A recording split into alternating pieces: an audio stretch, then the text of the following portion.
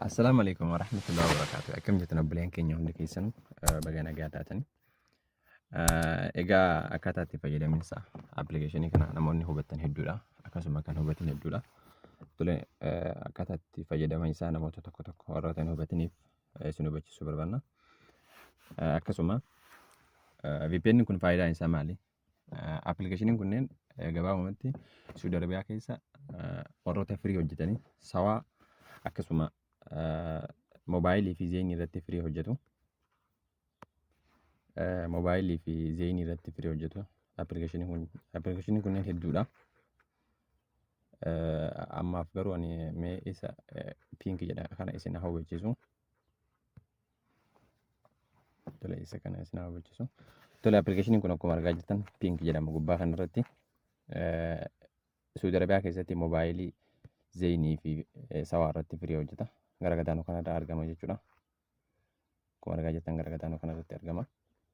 Sawaa moobaayilii zeenii akkas zeenii kana sadeen irratti ni hojjeta jechuudha. Okay, appilikeeshiniin kun akkuma bilbila keessan hundarratti pilaayistoorii seentanii gadi buufattu jechuudha. Akkasuma namni tokko lama namoota gara nama 400tu jira, garee lamaaf sadiitu jira. Namoota kana hunda namni tokko lama keessummeessuu hin danda'u waan ta'eef akkuma appilikeeshinii kana bilbila keessan irratti gadi buuftaniin waggaa haala kanaan paaswordiin qabu waan ta'eef yeroo san paaswordiin nuti isin ergaa. Kanaafuu nuti nama 200 fi gara nama 600 wayitu jira garee irraa jechuudha. Garee hedduu jira.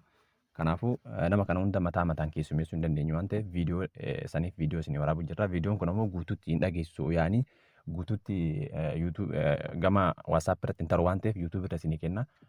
WhatsApp irraa gattuutanii gama YouTube itti deemtanii guutuu isaa hubattu jechuudha. Sababiin isaa WhatsApp irratti guutuun viidiyoodhaan bahu citee hafa jechuudha. Daqiiqa takka yookiin lamarra hin taru. Tole waggaa appilikeeshinii kana bilbila keessan pilaastoorii keessa seentanii gadi buufattu. Waggaa gadi buufattan paaswordiin hin jiru garuu haaluma kanaan isin ba'a. Waggaa haala kanaan isin ba'ee funnaan kana qabattanii jechuudha. Funnaan xiqqishuu moobaayilii firii jedhu kana qabattanii shabakaa keessan kan qabdan irra kaa'attan. Sawaa ta'e sawaa irra keettu, moobaayilii ta'u moobaayilii irra keettu, zeenii ta'u zeenii irra keettu jechuudha. Kana sadan keessaa kan jawaala kan itti fayyadamaa jirtan shari'aa keessan siimii keessan irra keettu. Sana booda bakka kanaa oof jedha. Homaa wanni biraa karraa tuutan hin jiru jechuudha. Paaswordii keessan kan isin ergu itti guuttattu. Paaswordiin USA akkuma jedhu kanatti ka gubbaa irratti guutama.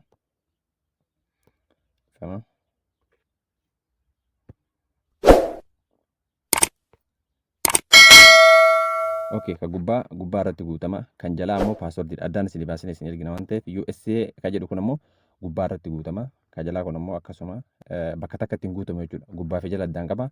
Haala saniin adda baafattanii addaan guuttu. USA jedhee jalqaba paaswordiin piinkii kanaa jechuudha. Kanaafuu USA bakka jedhu kana gubbaa irratti guutuu namoonni hedduun waluma bakkuma takka gubbaa irratti guutu jechuudha. Miti gubbaa kanatti USA bakka jedhu kana guutanii eegasii tuqaa qaba. Innis tuqaa irraa san tuqaa bakka san jedhu irraa dhiistanii gadi buutanii lakkoofsa isa fuuldura kanatti isin ergamu WhatsApp irraa jiru. Waggaa isin ergamu gadi buutanii isa jalaa kanatti guutu jechuudha. San booda shari'aa keessan ni filattu. Zeenii ta'e moobaayilii ta'e filattan jechuudha. Sana booda bakka oof jettu kana tuutan jechuudha. Sarara jalaa kana dheeraa kana tuutu. Sana booda ni dalaga jechuudha. Oof haala kanaan tuutanii haala kanaan xiqqoo barbaada jechuudha. Haala kanaan barbaade isinii fida jechuudha. Ni eeyidu takkittiidhaan miti ka dalagu xiqqoo ni eeyidu. Sakandii 10-20 akkas ni eeyidu jechuudha. Haaluma kanaan barbaade jechuudha. Asirrattis lakkaa'aa jira kun gubbaa kanatti lakkaa'aa jira. Ni eeyidu yoo 100 akkas ga'ee ni hojjeta. Takkittiidhaan miti ka hojjetu. Okay, kun akkuma argaa jirtan amma oon ta'ee jira. Waggaa oon ta'e kalaas dhumatee jira jechuudha. Deemtanii shabakaa keessan bantu fakkeenyaaf keessaa baatanii YouTube keessan deemtu akka dalagaa jiru ilaaluudhaaf. Tole fakkeenyaaf YouTube seennee ilaallu. Tole YouTube seenna.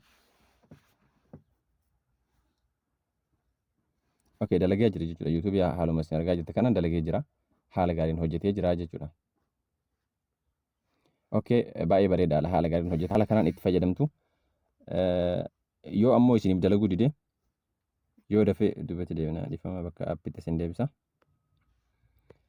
Okay, yoo isiniif dalaguu dide fakkeenyaaf bakki kun oon ta'ee qulfiin kun mataa gubbatti hin bahu yoo ta'e qulfiin amma asirratti mul'atu kun mataa irratti hin bahu yoo ta'e Okay, bilbila keessan yooma isiniif dalagu jedhe amma fakkeenyaaf ani cufee jira. Yoo inni isiniif lakkaa'ee kasanii dhiisu ta'e bilbila keessan matarraa gadi harkistanii jechuudha. Haala kanaan matarraa gadi harkistanii namoonni hundi ni qaba. Air place mode isii jettu kana yookiin immoo xiyyaara kanaan bilbila hunda keessan irra ni jira jechuudha. Bilbila hunda irra ni jira xiyyaara kana gootu jechuudha. Yoggaa appilikeeshiniin isinii dalagu jedhe jechuudha. Yoggaa appilikeeshiniin isinii dalagu jedhe appilikeeshiniin kun isinii dalagu jedhe bilbila keessan matarraa gadi harkistanii xiyyaara kanarra gootan. Fakkeenyaaf haala kanaan xiyyaara kanarra gootanii asirratti wifi yoo qabaatan mobaayil daataa yoo qabaatan yoo xiyyaara kanarra gootan hundi ni cufama jechuudha. Kanaafuu xiyyaara kanarra sekondii takka lama irra gootanii akkasitti dhiistan jechuudha. Sekondii takka lama akkas biyyaansi yoo guddate daqiiqaa takka lama irra gootanii dhiistanii booda xiqqoo turtanii bantan jechuudha. Okay, amma hin bana isuma qabannee banna jechuudha. Okay, bannee shabakaa nama banaa jira. Bilbila ol harkisna. Okay, waggaa deebi'ee ammas bakka kana waggaa xiyyaara irraa bannee bakka kanatti deebina jechuudha. Bakka oofu jettu kana tuqna sarara kana garasitti cufna jechuudha. Okay, amma akkuma reefutti barbaadu jira. Okay, inturu dafee dhaabbatee jira jechuudha. Kun akkuma argaa jirtan on ta'ee jira. Baay'ee bareedaadha jechuudha. Haaluma kanaan on ta'ee jira amma dalagee jira jechuudha. Kanaafuu namoonni haala kanaan itti fayyadama. Namoonni haarofnis viidiyoo kanaan gadhumatti ilaalaa itti fayyadama. Kan ammoo shabakaa kan appilikeeshinii biraa qabdanis hoomneetis ta'ii appilikeeshinii hedduudha waan ta'eef maqaalee hedduu qaba. Haala kanaan isin hubachiisna. Amma warroonni pink itti fayyadamu jettan haala kanaan itti fayyadama. Guutuu isaa immoo yuutuubii irraa isinii kaa'aa liinkii yuutuubii as isin keenya. Liinkii yuutuubii seentanii guutuu isaa dhaggeeffachuu dandeettu. Sababbiin isaa waasaappiin viidiyoo guutuu isin ergu waan ta'eef haala saniin itti fayyadama. Namni tokko lama nama kan hunda isin sun danda'u waan ta'eef dhiifama wajjin haala kanaan itti fayyadama. Jabaadhaa.